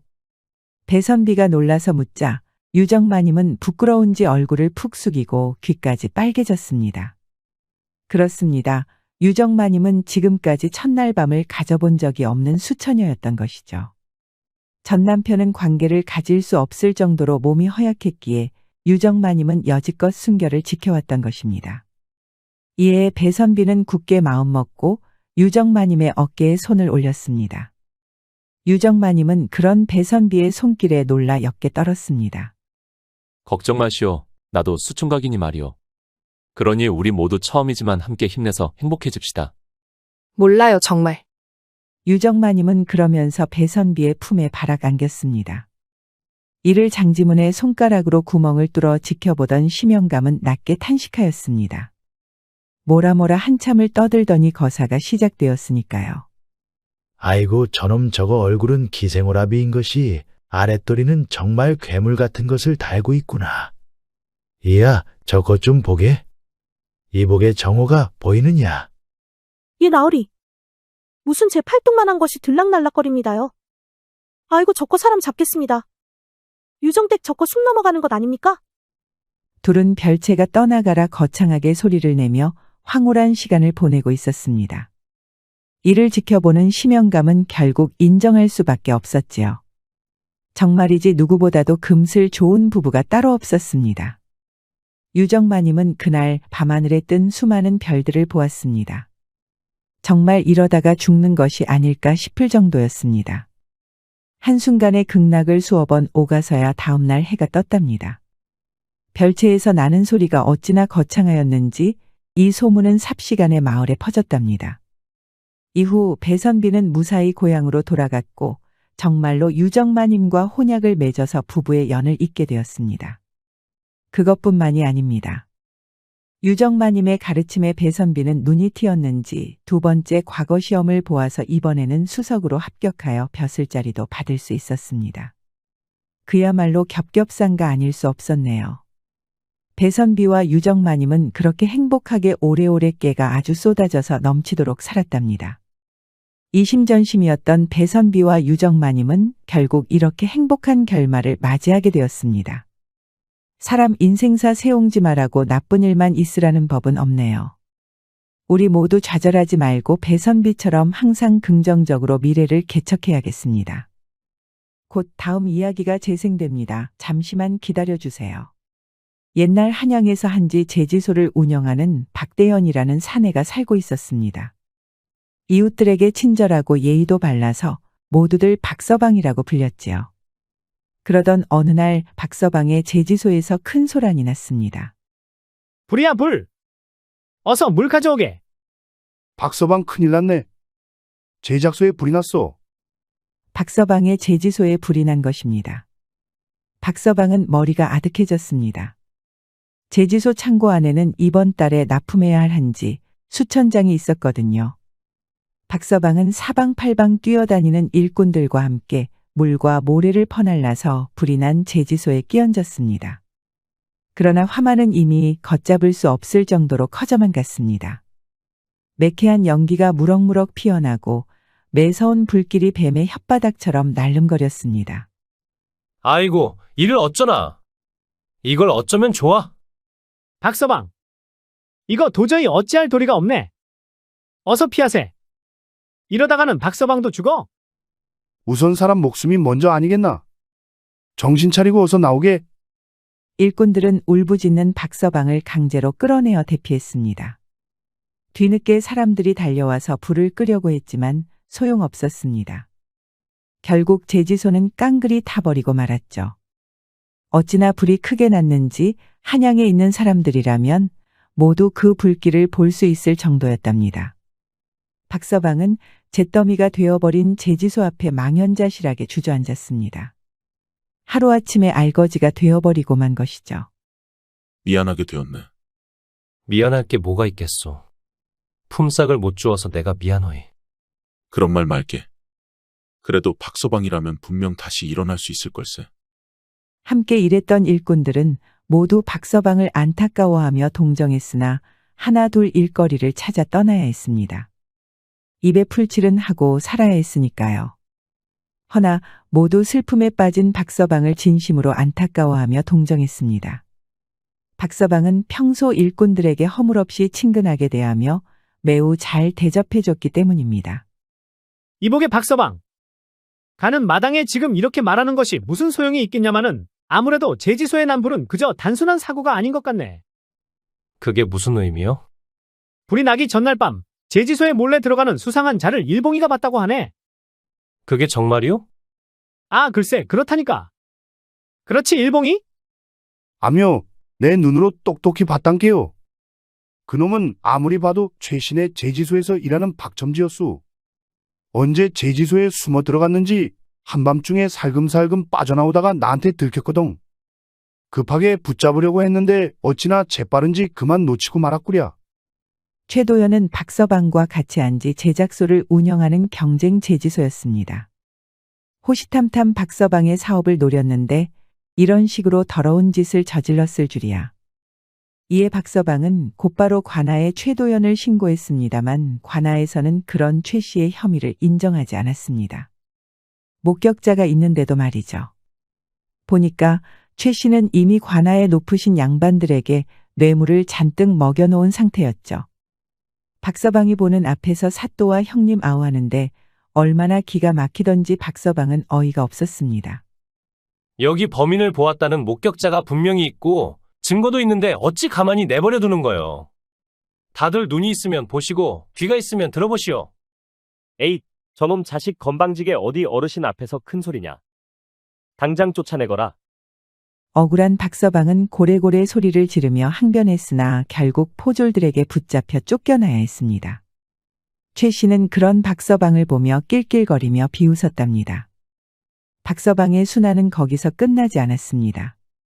지금까지 한지를 제작하기 위해 사용한 비용과 그간 사업을 위해 빌렸던 돈이 걷잡을 수 없이 큰 빚이 되어서 박서방의 집은 풍비박산이 나고 만 것이죠.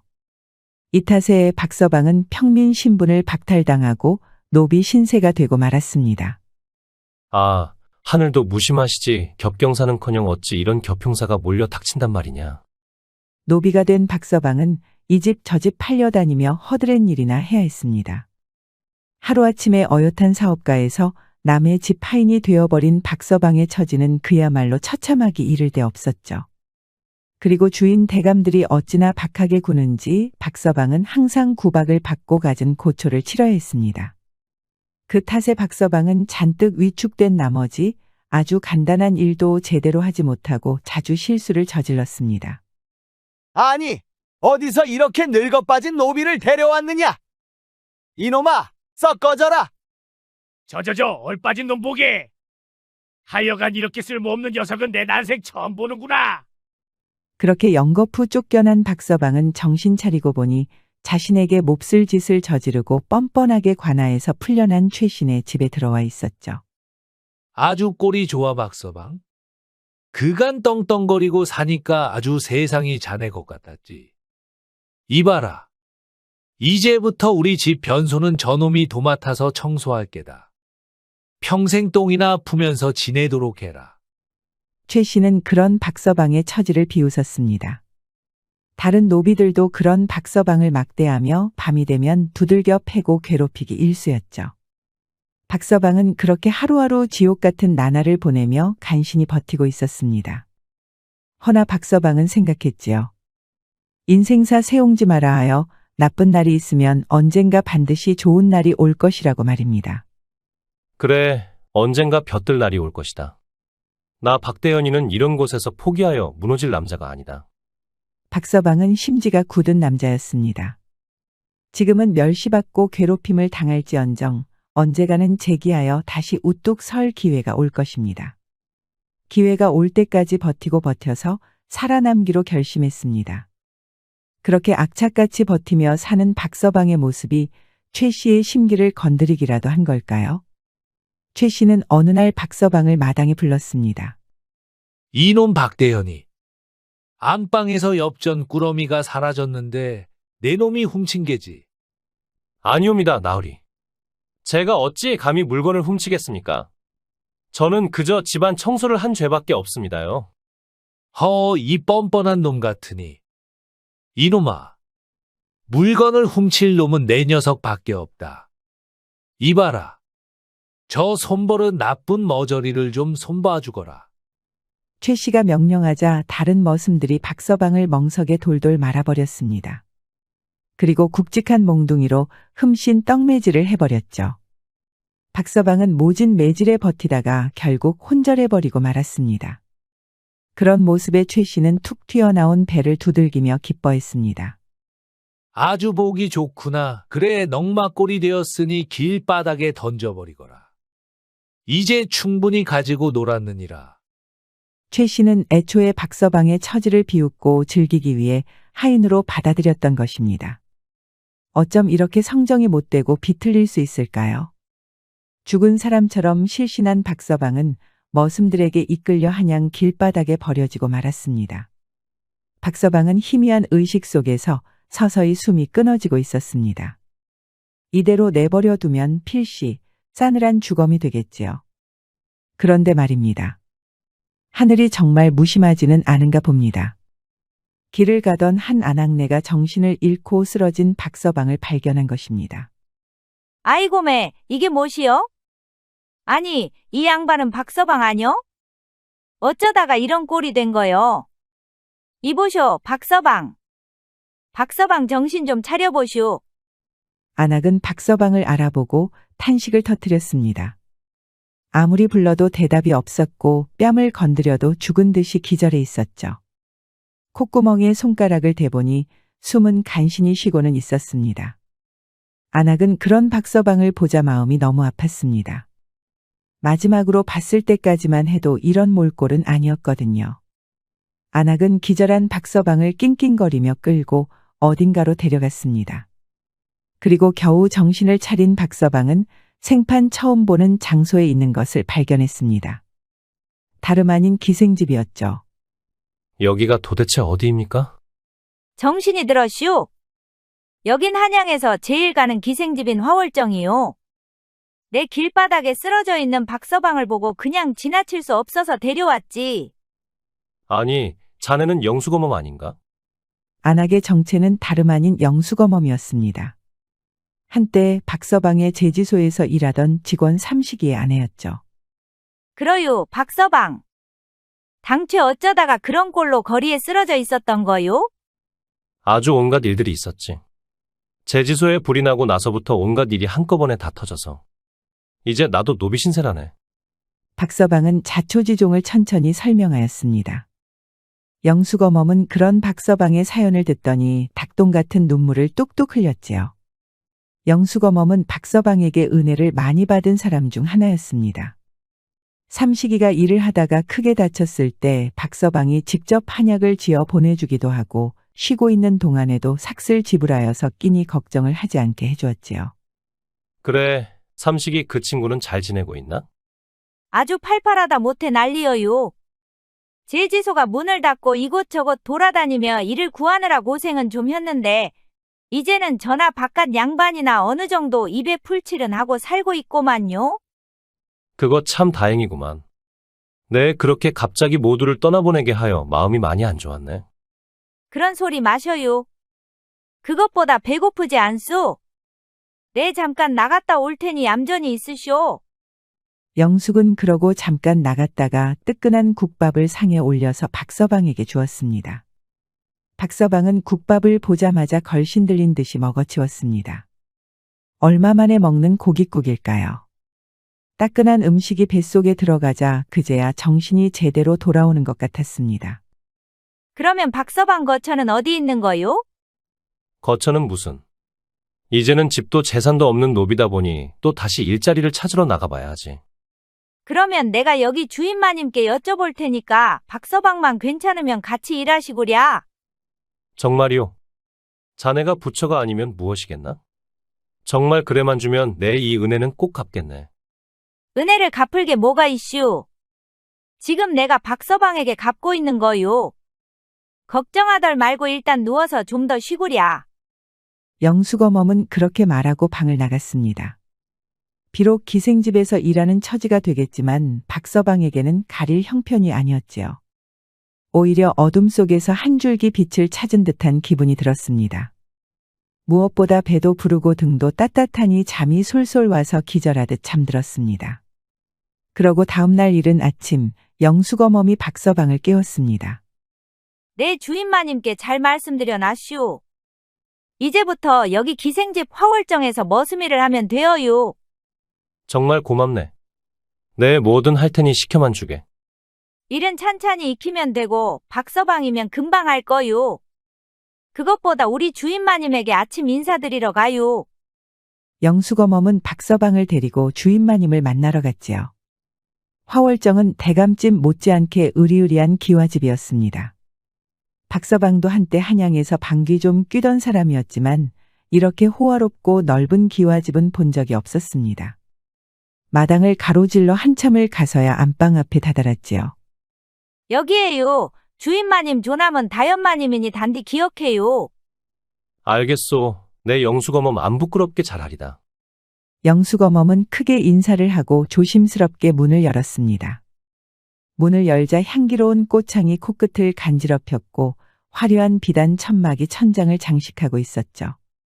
윤기 나는 오동나무 바닥에는 붉은 비단 방석이 깔려 있고 작의 장식 탁자가 놓여 있었습니다. 그리고 중앙에는 곱게 한복을 차려 입은 아리따운 여인이 앉아서 박서방을 바라보았습니다. 이 처자가 바로 다연마님이었습니다. 마님, 저 왔어요. 이치가 그 박서방이라는 자인데 아주 일머리가 좋은 친구예요. 오냐, 자네가 이번에 새로운 머슴이구나. 어디 한번 열심히 일해보게. 알겠습니다. 제 이 한 몸 바쳐서 일하겠습니다. 뭐, 적당히 하게. 다연마님은 그렇게 말하고 귀찮은 듯 손을 휘저었습니다. 박서방은 어째 차가운 다연마님의 태도에 걱정이 되었지요. 그러자 영숙어멈은 걱정 말라며 등을 두들겼습니다. 주인마님은 좀 차갑기는 한데 썩 나쁜 사람이 아니어요. 일 좀 하면서 안면 좀 익히시면 괜찮을 테니 걱정하덜 마시오. 알겠네. 정말 고맙네. 박서방의 기생집 머슴살이는 그렇게 시작되었습니다.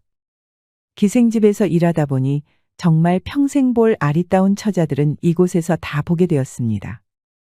여색에 관심이 별로 없던 박서방조차 눈이 휘둥그레해질 정도였죠. 과연 한양 최고의 기생집, 화월정 명성에 걸맞은 곳이었습니다. 헌데 다른 아리따운 기생들보다도 그중 으뜸은 단연 다연마님이었습니다. 다연마님은 아름다운 외모뿐만 아니라 서예와 그림에도 능했는데 과거에 합격한 선비들보다도 학식이 높았습니다. 간혹 화월정을 찾은 양반들이 그런 다연마님의 눈에 들기 위해 자신들의 학식을 자랑하며 뻐기다가 다연마님의 깊고 넓은 지식에 눌려 꿀먹은 벙어리가 되는 일이 다반사였습니다. 이보게, 박씨. 와서 이거 좀 들고 하게. 아니, 이게 다 무엇입니까? 자주 오는 최첨지한테 선물로 받은 한과일세. 나는 너무 달달한 건 거북해서 말이야. 그래도 그냥 내버려뒀다가는 최첨지가 많이 서운해할 테니 자네가 먹게. 그래도 마님 선물을 제가 어찌 감히. 됐네. 영숙어멈 말로는 자네가 약과를 그리 참 좋아한다지? 그러니 사양 말게나. 게다가 다연마님은 아닌 듯하면서도 박서방을 잘 챙겨주었습니다. 그 외에도 가끔 과일이라든지 진귀한 술 같은 것도 곧잘 박서방에 주었습니다. 열심히 일하는 박서방을 독려하기 위해서인지 아니면 정말 선물이 쌓이는 것이 보기 싫어서인지 모르겠지만 박서방은 더더욱 열심히 일했답니다. 그러다 보니 점차 주변에서도 박서방을 칭찬하기 시작했는데 어느새 화월정의 제일 가는 일꾼이 되었습니다. 이러다가는 평생 머슴일이나 하다가 생을 마감할 것 같았습니다. 어쩌면 이게 내 운명일지도 모르겠구나. 그래, 돈이 아무리 많아봐야 최씨 놈처럼 죄지어 살면 무슨 소용이 있겠느냐. 이렇게 청렴결백하게 머슴으로 열심히 일하며 하루하루를 감사해하며 사는 것이 더 낫다. 박서방은 그렇게 자신을 다독이며 힘든 하루를 끝마치고 잠에 들었습니다. 그렇게 곤히 잠을 자는데 뭔가 바깥이 소란스럽고 눈앞에 수상한 불빛이 일렁거리지 뭡니까? 이상한 낌새를 눈치챈 박서방은 눈을 떴습니다. 불이다, 불이야! 다들 퍼뜩 일어나라고. 불이 크게 났어요. 다름 아니라 화월정에 불이 난 겁니다. 이게 무슨 운명의 장난일까요? 평생 살면서 한 번 겪을 일을 벌써 박서방은 두 번째로 겪게 되었으니 말입니다. 박서방은 황급히 일어나서 장지문을 열어젖혔는데 시뻘건 불길이 화월정을 감싸고 있는 것을 발견했습니다. 이를 보자 박서방은 머리가 아찔했습니다. 아픈 기억이 떠오르며 눈앞이 빙글빙글 돌았지요. 박서방은 허겁지겁 물건을 챙기고 빠져나가는 사람들과 함께 자리를 피했습니다. 아이고, 다연마님이 안 보이셔요. 혹시 본 사람 없어요? 그게 무슨 말이요? 다연마님이 아직 저기 안에 있다는 거요? 이를 어쩌면 좋아요? 큰일 났슈. 불길은 이미 화월관을 전부 집어삼키고 있었습니다. 이미 저 안에 있다면 살아있는 목숨이 아니겠지요. 그렇지만 순간 박서방은 물통에 있는 물을 소미불에 끼얹어 적셨습니다. 그리고 젖은 소미불을 머리에 뒤집어 썼습니다. 아니, 박서방 뭐 하는 거요? 지금 저기를 들어가려는 거예요? 금방 다녀올 테니 걱정 마시오. 박서방은 그렇게 말하고 불길에 뛰어들었습니다. 영숙어멈과 다른 사람들은 그런 박서방의 뒷모습을 보면서 발만 동동 굴렀습니다. 불길이 너무 사나워서 근처에 있기만 해도 열기에 얼굴이 익는 것만 같았습니다. 초조하게 시간이 흘렀습니다. 그러다가 결국 영숙어멈은 자리에 쓰러져서 울음을 터뜨리고 말았습니다. 아이고야, 박서방. 이렇게 허망하게 가버렸구만. 내가 뜯어말랐어야 했는데. 다른 이들도 그런 모습에 목이 메어서 눈물을 글썽였습니다. 아무리 시간이 지나도 박서방이 나오지 않았기 때문입니다. 그렇게 모두가 포기한 순간 누군가가 불길 속에서 사람 하나를 들쳐업고 걸어 나왔습니다. 어메! 박서방. 박서방 아니어요? 들쳐맨 사람은 다연마님? 기적이다, 기적이야! 이복에 어서 물 좀 가져오게. 그리고 의원님을 불러. 사람들은 난리법석이었습니다. 아무렴 꼼짝없이 타 죽었을 것이라 생각한 박서방과 다연마님이 빠져나왔으니 말입니다. 하지만 박서방은 그만 정신을 잃고 쓰러져 버렸습니다. 연기를 너무 많이 마셔버린 데다가 전신에 화상을 입었기 때문입니다. 다행히 다연마님은 기절해 있었지만 큰 상처를 입지 않았지요. 박서방이 가지고 간 젖은 소미불로 몸을 감싸고 있었기 때문입니다. 박서방은 다연마님을 위해 젖은 소미불을 양보하였던 것이죠. 박서방은 정신을 잃은 채 한참 동안 깨어나지 못했습니다. 먼저 정신을 차린 다연마님은 화월관을 수리하면서도 그런 박서방을 하루도 빼먹지 않고 직접 간병했습니다. 아이고 마님, 그만 잠자리에 드셔요. 제가 돌보겠구만요. 박서방은 내 생명의 은인이니 이는 사람으로서 당연히 해야 하는 일이다. 그러니 영숙어멈은 어서 들어가 보시게. 가족들이 걱정하겠어. 다연마님은 정성스럽게 박서방을 돌보았습니다. 박서방이 그녀의 목숨을 구해준 날부터 다연마님은 그를 사모하는 마음을 품게 되었기 때문입니다. 지금까지 다연마님에게 접근한 다른 남자들은 모두 그녀의 외모만을 보고 접근했지만 박서방은 진정담대하고 상냥한 남자였습니다. 다연마님의 극진한 돌봄 덕분에 박서방은 곧 정신을 차릴 수 있었습니다. 다연마님이 살아계셔서 정말 다행입니다. 어찌하여 그런 위험을 무릅썼느냐?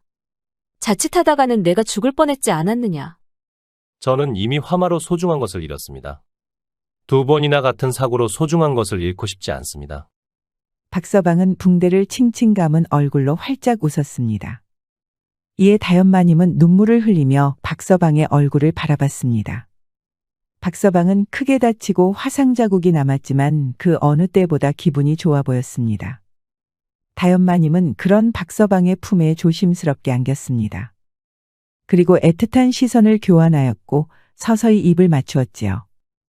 둘은 그렇게 화상보다도 더 뜨거운 사랑을 나눴습니다. 그날 이후 다연마님은 박서방에게 더더욱 다정하게 대하였습니다. 박서방은 아예 다연마님의 전속 머슴으로 일하였지요. 이윽고 화월정의 수리가 끝나고 손님을 받기 시작했습니다. 화월정은 불이 나기 전보다 더욱 손님이 많아져서 문전성시를 이뤘답니다. 그러던 어느 날 청나라에서 온 왕대인이라는 중요한 손님이 다연마님을 찾아왔습니다. 다연마님은 아름다운 춤과 노래로 성대하게 접대하였고 왕대인은 크게 만족하였지요. 기분이 좋아진 왕대인은 이번에 조선에서 하게 될 사업에 관련된 이야기를 하였습니다.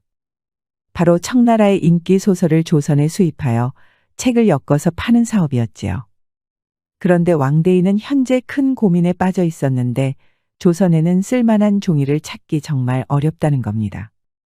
값이 싸면 쉽게 잘 바래거나 잘 찢어지고 비싼 것은 수지타산이 맞지 않는 거지요. 그렇지만 이번에 아주 쓸만한 종이를 찾았지. 보게. 어머, 정말 훌륭한 종이네요. 그렇지. 그런데 가격은 시장가의 반값밖에 안 해. 이만한 종이를 찾는데 얼마나 고생했는지 모르네. 그런데 옆에서 조용히 지켜보던 박서방은 눈살을 찌푸렸습니다. 질 좋은 종이는 닭나무로 만들어지는데 이 종이는 닭종이가 아니라 품질이 낮은 종이를 여러 겹 겹쳐서 약품을 발라 만든 가짜였기 때문입니다. 이에 박서방은 헛기침을 하며 끼어들었습니다. 그것도 유창한 청나라 말로 말이죠. 이에 왕대인은 깜짝 놀라 박서방을 바라보았습니다. 박서방은 결례를 범하여 죄송하다며 문제점에 대해서 상세히 설명해 주었지요. 왕대인은 그런 박서방의 말에 처음에는 조금 화가 났지만 가만히 들어보니 정말 아귀가 맞는 말이었습니다. 이에 왕대인은 껄껄 웃으며 술을 한 잔 따랐지요. 조선의 노비라는 자들은 모두 이렇게 명석한 거요? 소인이 옛날에 소소하게 종이 사업을 하여서 그렇사옵니다. 뭐 좋아. 그러면 내가 돈을 줄 터이니 쓸만한 종이를 찾아오거라. 그러면 아주 두둑하게 살해하겠다. 아닙니다, 나으리. 제가 어찌 감히 사례를 바라고 일을 하겠습니다. 저는 그런 것은 필요 없습니다. 보답이 필요 없다는 말은 나는 믿지 않아. 그래, 분명 다른 부탁이 있는 거겠지? 제가 아주 제대로 된 종이 장인을 연결해드리겠사옵니다. 대신 그러면 왕대인의 인쇄 사업을 저도 좀 배워보고 싶습니다. 거참 아주 포부가 대단한 노비로구나. 좋네. 안 그래도 이 조선 땅에 전문가가 한 명 필요했지. 그렇게 함세. 조심스럽지만 동시에 야심찬 박서방의 제안에 왕대인은 호탕하게 웃었습니다. 그렇게 박서방은 왕대인의 인쇄업을 배우면서 제법 중요한 직책을 받아 일하게 되었지요. 다연마님은 그런 박서방을 적극 지원하며 격려해 주었습니다. 내 언젠가 자네가 큰일을 하게 될 줄 알았네. 기회를 잡았으니 마음껏 날개를 펼치게나. 마님이 아니었으면 꿈도 못 꿨을 겁니다. 기대를 저버리지 않겠습니다. 박서방은 원래 종이 제작소를 운영하였던 사람답게 빠르게 인쇄소 일을 배워갔습니다. 질 좋은 종이를 선별하여 주문한 활자에 먹을 찍어 글자를 인쇄하였는데 만들어낸 서책의 품질이 매우 훌륭했지요. 그렇지만 아무래도 청나라 상인인 왕대인이 하는 인쇄소이다 보니 사람들에게 잘 알려지지 않아서 손님이 늘어나지 않았습니다. 이른바 큰 손이 없다는 겁니다. 큰 손이 와줘야 입소문을 타고 입소문을 타야 사업이 더욱 잘 될 텐데 말입니다. 아무래도 한양의 과거를 보러 오는 선비들에게 알려져야 할 텐데 제가 천출 출신이다 보니 연줄이 없어서 영 어렵습니다. 그러면 내가 기방에 들리는 양반나리들에게 한번 견본을 줘보겠네. 그거 정말 좋은 생각입니다. 나이 지긋한 양반나으리들이 우리 서책을 보게 되면 분명 눈이 확 뜨이게 될 것입니다. 다연마님은 기방을 찾아오는 양반들에게 춤과 노래를 선보이면서 박서방의 서책을 은근슬쩍 보이며 추천을 해주었습니다. 양반나리들은 그런 박서방의 서책을 처음 보게 되었는데 정말 품질이 훌륭할 뿐더러 가격까지도 저렴하여서 너도 나도 박서방의 인쇄소에 주문을 넣기 시작했습니다. 이윽고 한양에서 글 공부를 한다는 선비들 사이에서 박서방의 인쇄소를 찾지 않는 이는 손에 꼽게 되었지요. 왕대인은 박서방의 사업 수완에 크게 기뻐하며 돈을 지불하여 박서방의 노비 신세에서 벗어나게 해주었죠. 마침내 자유의 몸이 된 것입니다. 이제 한양의 인쇄소는 박서방 자네가 도맡도록 하게. 왕대인, 이 은혜는 더 큰 수익으로 보답하겠습니다. 정말 감사합니다. 박서방은 왕대인에게 크게 절을 하며 감사를 표했습니다. 왕대인은 사업을 박서방에게 온전히 맡기고 청나라로 돌아갔지요. 사실상 이제 이 인쇄업은 박서방의 것이나 다름없었습니다. 이제 완전히 사업가로 완벽히 복귀한 박서방은 꽃길만 남게 되었지요. 다연마님도 그런 박서방을 축하하며 가까운 시일에 혼례를 치르기로 약조하였습니다. 그렇게 행복한 나날만 남은 것 같았지요. 그런데 거참 기묘한 일이 다 있습니다. 원수는 왜 나무다리에서 만난다고 하죠? 박서방의 인쇄소에 매우 익숙한 인물이 찾아온 것입니다. 바로 다름 아닌 최도연 박서방의 제지소에 불을 지르고 노비로 사들여서 갖은 고초를 겪게 한 천하의 악당 최 씨가 찾아온 것입니다. 최 씨는 박서방이 인쇄소의 주인이라는 사실을 모르고 뻔뻔하게도 자기네 제지소 종이를 써달라고 나타난 것입니다. 천하의 철면피 같으니? 정말 부끄러움을 모르는 작자로구나? 박서방은 두 주먹을 불끈 쥐고 한탄했습니다.